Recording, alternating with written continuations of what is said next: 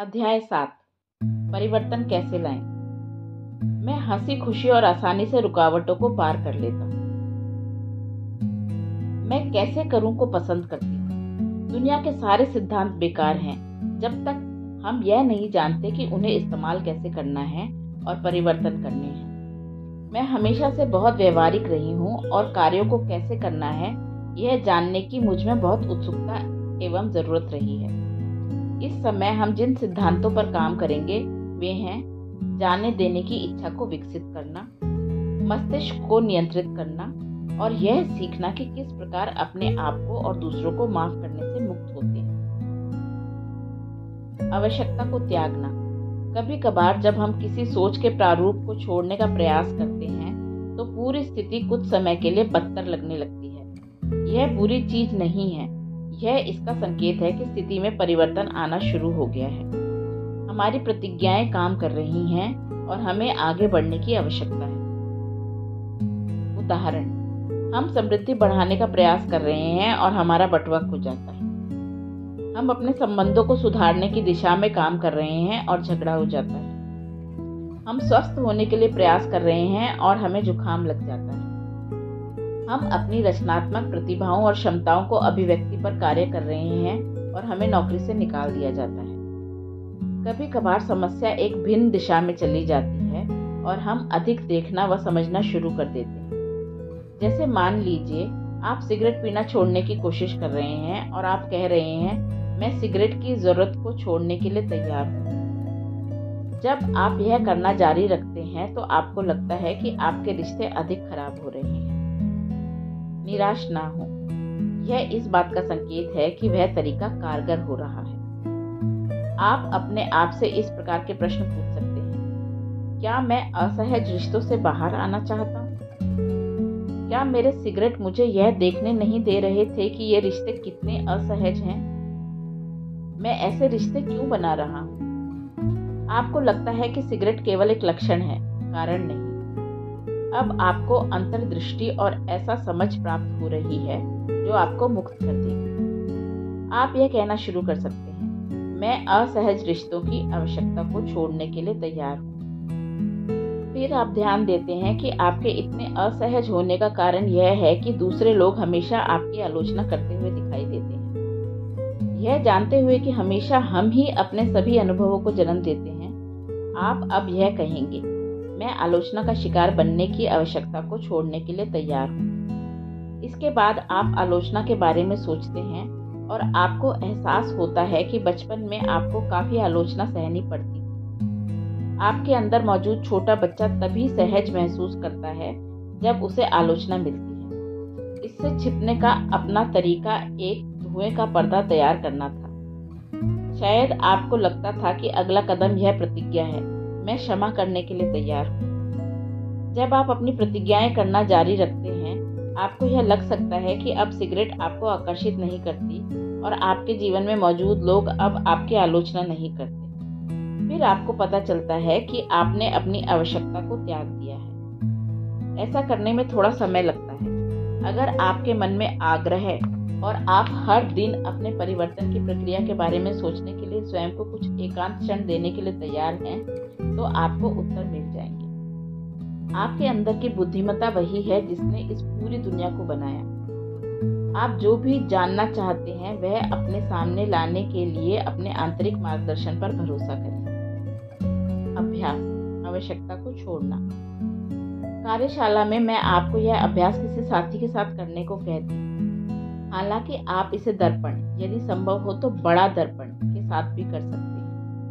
एक पल के लिए अपने जीवन की किसी ऐसी चीज के बारे में सोचें जिसे आप बदलना चाहते हैं। दर्पण के सामने जाएं और अपनी आंखों में देखें और जोर से कहें, मैं अब जान गया हूं कि मैंने इस स्थिति को उत्पन्न किया है और अब मैं अपनी चेतना में मौजूद उस स्वरूप को छोड़ना चाहता हूं जो इस स्थिति के लिए जिम्मेदार है।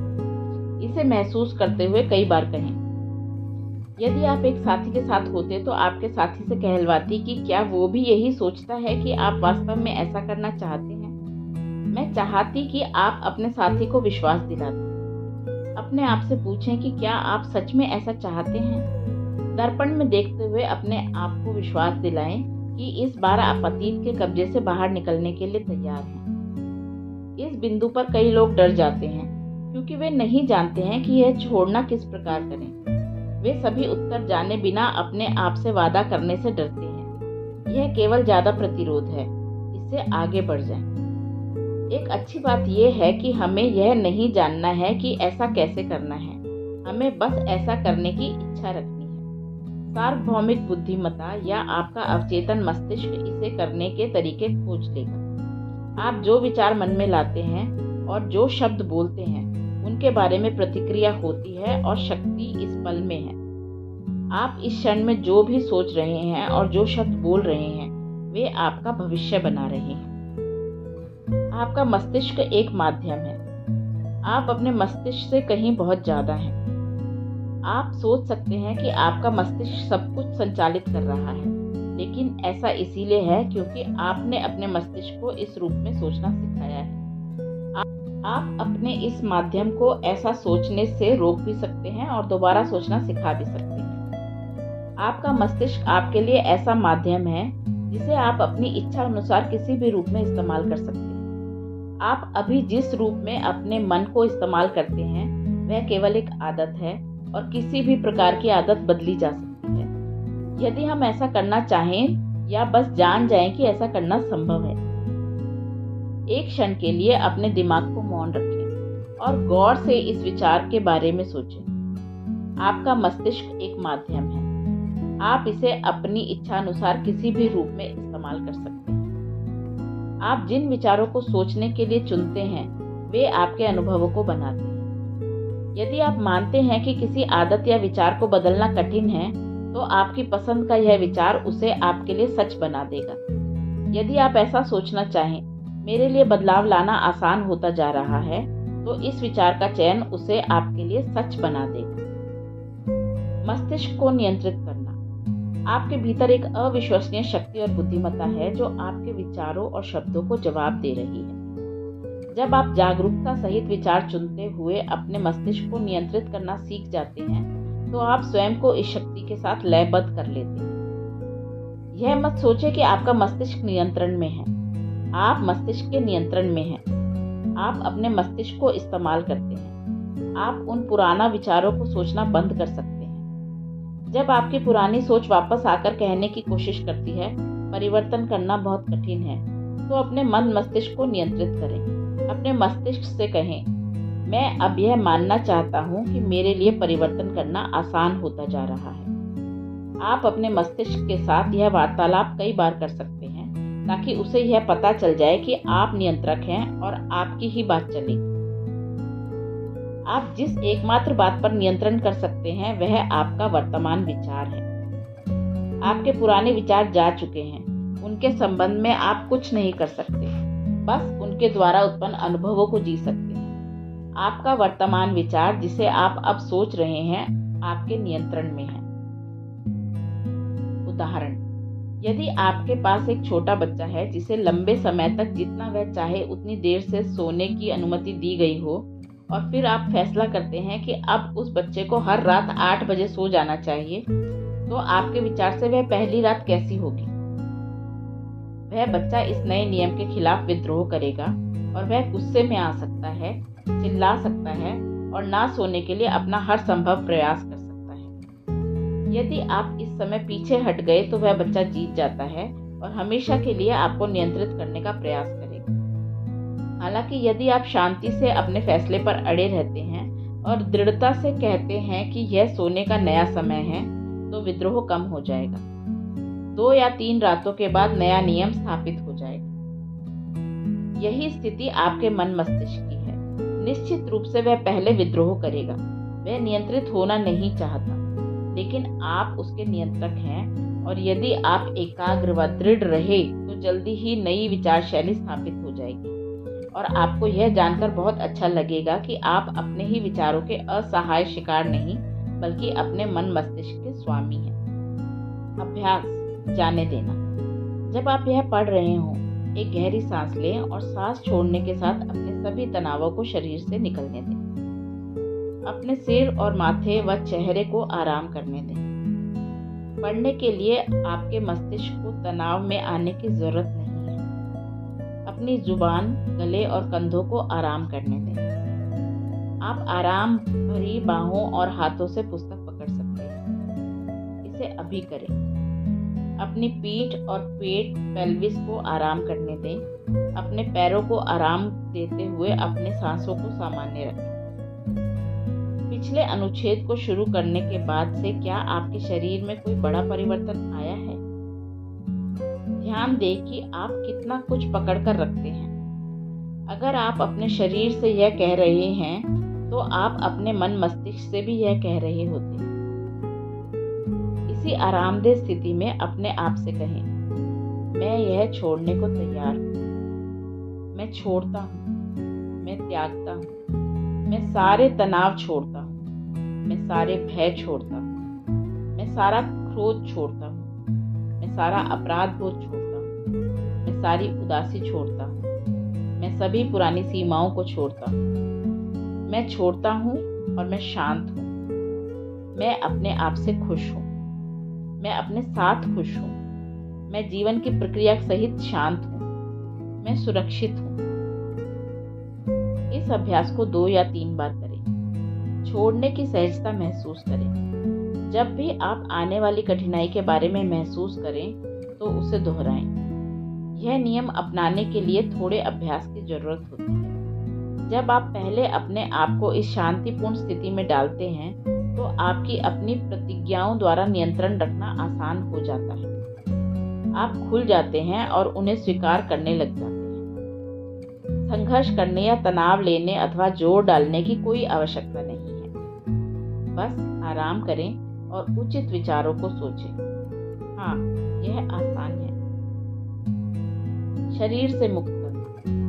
कभी कभी हमें कुछ शरीर से कुछ निकलने के अनुभव की जरूरत होती है।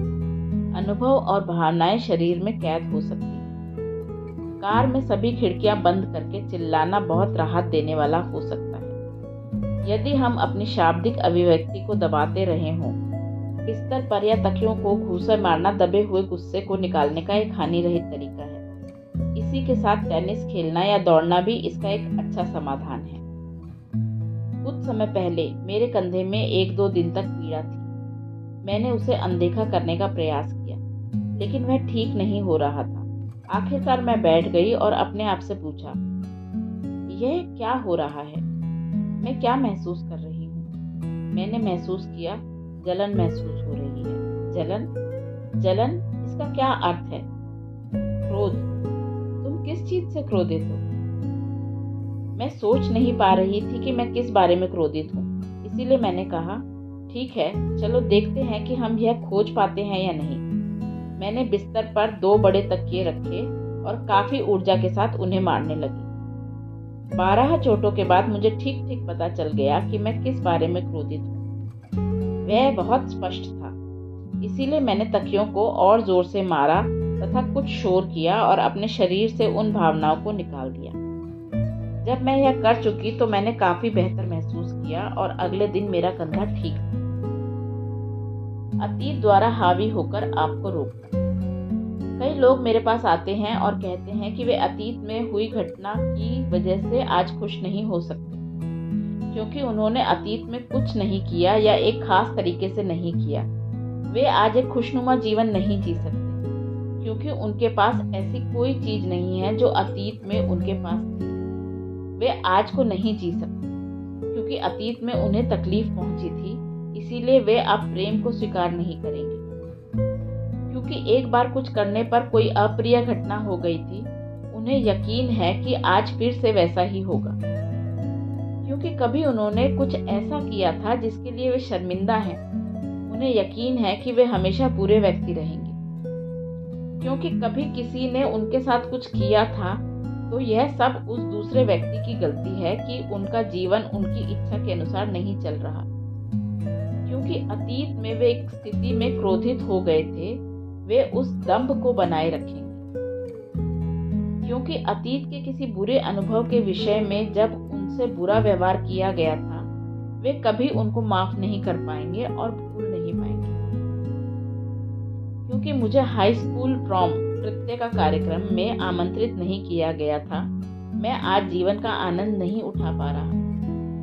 क्योंकि पहले ऑडिशन में मेरा प्रदर्शन अच्छा नहीं रहा था, मैं हमेशा ऑडिशन से डरता रहूंगा। क्योंकि अब मैं विवाहित नहीं हूं, मैं जीवन को पूरी तरह नहीं जी सकता।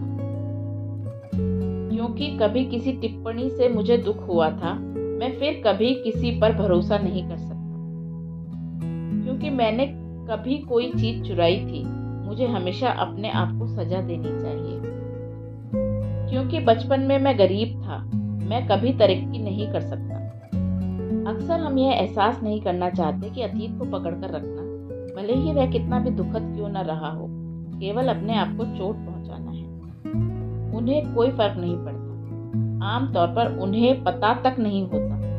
हम बस इस पल को पूरा जीने से इनकार करते हुए अपने आप को ही दुखी करते हैं। अतीत गुजर चुका है और उसे बदला नहीं जा सकता। हम केवल वर्तमान क्षण का अनुभव कर सकते हैं। अतीत के बारे में दुखी होते हुए भी हम इस क्षण में उसके स्मरण का अनुभव कर रहे हैं और इस प्रक्रिया में इस क्षण के वास्तविक अनुभव को खो रहे हैं। अभ्यास, त्याग देना। चलिए अपने मन मस्तिष्क से अतीत को मिटा दें, उसके प्रति भावनात्मक लगाव को त्याग दें, यादों को सिर्फ यादें रहने दें। यदि आप यह सोचें कि तीसरी कक्षा में आप क्या पहना करते थे, तो आम तौर पर उससे कोई भावनात्मक जुड़ाव नहीं होता। वह बस एक याद है। यह हमारे जीवन की सभी पुरानी घटनाओं के लिए भी सच हो सकता है। जब हम किसी भी चीज को छोड़ देते हैं, तो हम अपनी सारी मानसिक ऊर्जा इस क्षण का आनंद उठाने और एक अच्छा भविष्य बनाने में इस्तेमाल करने के लिए स्वतंत्र हो जाते हैं। उन सभी चीजों की सूची बनाएं जिन्हें आप छोड़ने के इच्छुक हैं। आप ऐसा करने के कितने इच्छुक हैं? अपनी प्रतिक्रियाओं पर ध्यान दें। इन चीजों को छोड़ने के लिए आपको क्या करना पड़ेगा? आप ऐसा करने के कितने इच्छुक हैं? आपके प्रतिरोध का स्तर क्या है? क्षमा करना। अगला कदम है क्षमा करना।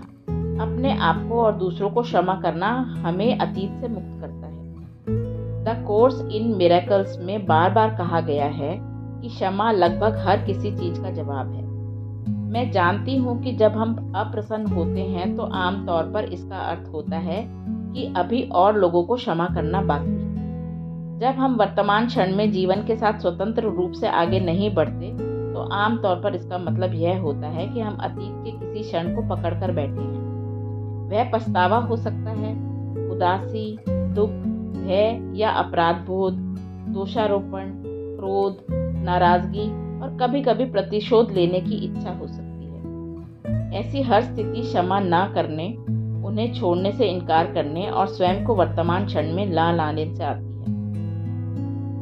प्रेम हमेशा किसी प्रकार के उपचार का जवाब होता है और प्रेम का रास्ता है क्षमा प्रदान करना। क्षमा प्रदान करने से नाराजगी खत्म हो जाती है। मैं कई रूपों में ऐसा करती हूँ।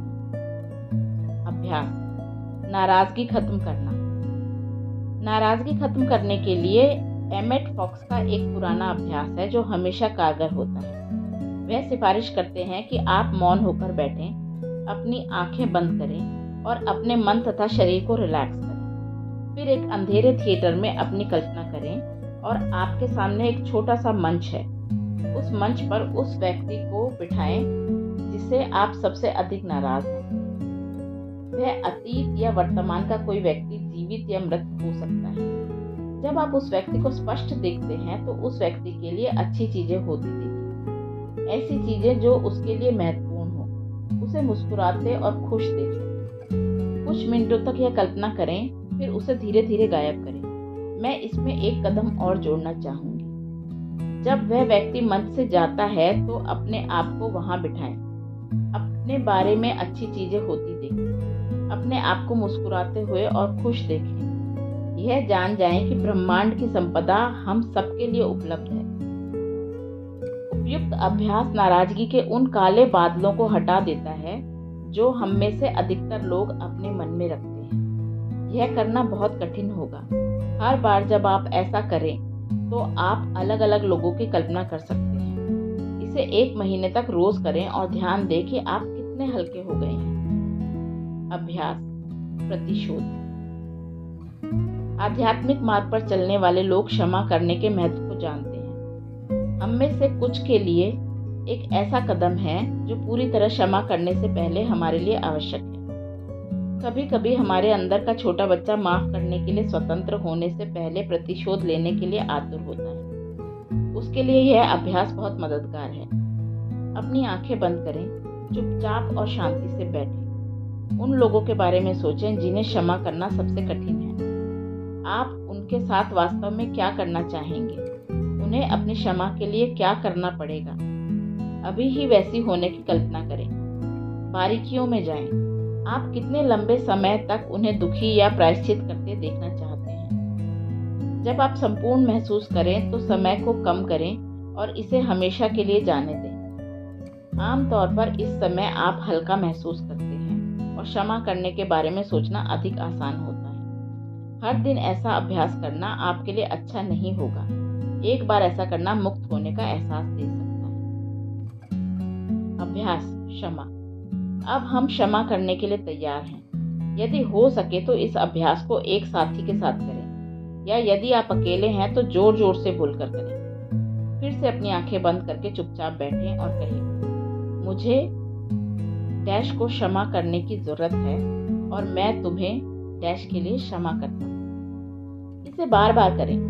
किसी को क्षमा करने के लिए आपके पास बहुत सी चीजें होंगी और दूसरों को क्षमा करने के लिए एक या दो चीजें। यदि आप साथी के साथ हैं तो उसे यह कहने को कहें, धन्यवाद, मैं अब आपको मुक्त करता हूँ। यदि साथी नहीं है तो कल्पना कीजिए कि आप जिस व्यक्ति को क्षमा कर रहे हैं वह आपसे यह बात कह रहा है। ऐसा कम से कम 5 या 10 मिनट तक करें। जिन अन्यायों को आप अभी भी ढो रहे हैं उनके लिए अपने हृदय में झांकें, फिर उन्हें जाने दें। जब आप अभी के लिए पर्याप्त सफाई कर चुके हैं तो अपना ध्यान स्वयं पर लगाएं। अपने आप से जोर से कहें, मैं अपने आप को डैश के लिए माफ करता हूँ। इसे और लगभग 5 मिनट तक करें। ये शक्तिशाली अभ्यास हैं और किसी बची हुई गंदगी को साफ करने के लिए इन्हें सप्ताह में कम से कम एक बार करना अच्छा है। कुछ अनुभवों को भूलना आसान होता है और कुछ से छुटकारा पाना में मेहनत करनी पड़ती है। जब तक अचानक चले नहीं जाते, खत्म नहीं हो जाते। अभ्यास कल्पना करना। एक और अच्छा अभ्यास, इसे किसी से पढ़वाएं या इसे टेप में डालकर सुनें। अपने आप को 5 या 6 वर्ष के बच्चे के रूप में देखें। इस छोटे बच्चे की आंखों में गहराई से देखें। उसमें मौजूद चाह को देखें और एहसास करें कि यह छोटा बच्चा आपसे केवल एक चीज चाहता है और वह है प्रेम। उसे प्यार और मृदुता से पकड़ें। उसे बताएं कि आप उससे कितना प्रेम करते हैं, आप उसका कितना ख्याल रखते हैं। इस बच्चे की हर चीज की सराहना करें और कहें कि सीखने के दौरान गलतियां होना सामान्य बात है। वादा करें कि आप हमेशा उसका साथ देंगे, चाहे जो भी हो। अब इस छोटे बच्चे को बहुत छोटा होने दें, जब तक कि वह आपके दिल में प्रवेश करने लायक आकार का ना हो जाए। उसे वहां रखें ताकि आप जब भी नीचे देखें, आप इस छोटे से चेहरे को अपनी ओर देखता हुआ पाएं और आप उसे ढेर सारा प्यार दे सकें। अब 4 या 5 वर्ष की छोटी लड़की के रूप में अपनी माँ की कल्पना करें, जो डरी हुई है, प्रेम की तलाश में है और नहीं जानती है कि वह उसे कहाँ मिलेगा। अपनी बाहें बढ़ाएं और इस छोटी सी बच्ची को अपने पास लाएं। उसे बताएं कि आप उसे कितना प्यार करते हैं, आप उसका कितना ख्याल रखते हैं। उसे बताएं कि वह आप पर भरोसा कर सकती है कि आप हमेशा उसका साथ देंगे, चाहे जो भी हो। जब वह चुप हो जाती है और सुरक्षित महसूस करने लगती है तो आप उसे बहुत छोटा होने दें, जिसका आकार आपके हृदय में समा सके। उसे अपने छोटे से बच्चे के साथ वहां रखें। उन दोनों को एक दूसरे को ढेर सारा प्यार करने दें। अब 3 या 4 वर्ष के एक छोटे बालक के रूप में अपने पिता की कल्पना करें, जो डरा हुआ है, रो रहा है और प्यार चाहता है। उसके नन्हे से चेहरे पर आंसू लुढ़कते देखें, जब वह नहीं जानता कि किधर मुड़ना है। आप डरे हुए छोटे बच्चे को दुलारने में अच्छे हो गए हैं, इसीलिए अपनी बाहें फैलाकर उसके कांपते नन्हे शरीर को पकड़ें उसे दुलारें, उसे महसूस कराएं कि आप उसे कितना प्यार करते हैं। उसे महसूस करने दें कि आप हमेशा उसका साथ देंगे। जब उसके आंसू सूख जाएं और आप उसके छोटे से शरीर में प्यार और शांति को महसूस करें, तो उसे छोटा होने दें। जो आकार आपके हृदय में समा जाए, उसे वहां रखें, ताकि तीनों छोटे बच्चे एक दूसरे को ढेर सारा प्यार दे सकें और आप उन सबको प्रेम कर सकें। आपके हृदय में इतना प्रेम है कि आप पूरी पृथ्वी का उपचार कर सकते हैं। लेकिन फिलहाल चलो इस प्रेम को केवल आपको अपने उपचार के लिए इस्तेमाल करें। अपने हृदय के केंद्र में एक गर्माहट, एक सौम्यता, एक नरमी आते देखें। इस भावना को अपने सोचने और बोलने के तरीके को बदलने दें। इस जीवन की अनंतता में जहां मैं हूं, सब संपूर्ण और परिपूर्ण है। परिवर्तन मेरे जीवन का स्वाभाविक नियम है। मैं परिवर्तन का स्वागत करता हूं। मैं बदलना चाहता हूं। मैं अपनी सोच को बदलना चाहता हूं। मैं उन शब्दों को बदलना चाहता हूं जिनका मैं प्रयोग करता हूं। मैं सहजता और खुशी के साथ पुराने से नए की ओर बढ़ना चाहता हूं। मेरे लिए क्षमा करना उससे अधिक आसान है जितना कि मैंने सोचा था। क्षमा करना मुझे स्वतंत्र और हल्का बनाता है। मैं खुशी के साथ खुद को अधिक से अधिक प्रेम करना सीखता हूँ। मैं जितनी नाराजगी खत्म करता हूँ, मेरे पास व्यक्त करने के लिए उतना ही प्यार होता है। अपने विचारों को बदलने से मुझे अच्छा महसूस होता है। मैं आज को एक खुशनुमा अनुभव बनाना सीख रहा हूँ। मेरी दुनिया में सब कुछ अच्छा है।